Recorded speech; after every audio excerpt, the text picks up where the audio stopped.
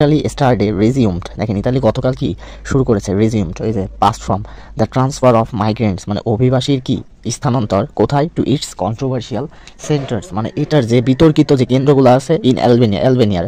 যে বিতর্কিত যে কেন্দ্রগুলো আছে ওইখানে কি করা হয়েছে, অভিবাসী স্থানান্তর করা হয়েছে। Sending 49 asylum seekers to its maritime neighbour, দেখেন পাঠানো হয়েছে কতজনকে, 49 জনকে। তারা কারা, অ্যাজিলাম সিকার্স মানে আশ্রয় শরণার্থী অথবা প্রার্থী, টু ইটস ম্যারিটাইম নেইবার মানে হচ্ছে ম্যারিটাইম মানে সামুদ্রিক প্রতিবেশী। দ্য ইন্টেরিয়র মিনিস্টারি সেইড, এই কথাটা কে বলে, এই যে আপনার স্বরাষ্ট্র যে মন্ত্রণালয় আছে সেই কথাটা জানায়। Following examinations of the conditions of the intercepted people, দেখেন এখানে ইন্টারসেপ্টেড পিপল বলতে বোঝাচ্ছে যে বাধাপ্রাপ্ত ব্যক্তিগণ, এই যে বাধাপ্রাপ্ত ব্যক্তি এদের কি হয়েছে, এই যে বাধাপ্রাপ্ত ব্যক্তিদের অবস্থার, এই যে অফ দ্য কন্ডিশনস মানে অবস্থার,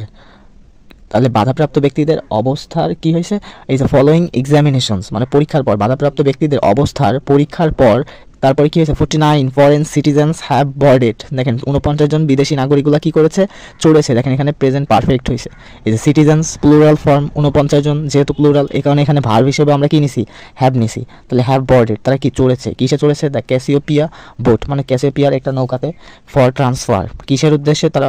করেছিল, ওই বোটে চড়েছে আপনার হচ্ছে স্থানান্তরের জন্য, টু দ্য অ্যালবেনিয়ান সেন্টার্স মানে অ্যালবেনিয়ার কেন্দ্রগুলোতে, where the reception detention and evaluation procedures, যেখানে আসলে কি দ্য রিসেপশন মানে অভ্যর্থনা, ডিটেনশন মানে আটক, অ্যান্ড ইভ্যালুয়েশন প্রসিডিওর্স, ইভ্যালুয়েশন মানে মূল্যায়ন, প্রসিডিওর্স মানে হচ্ছে আপনার প্রক্রিয়াটা,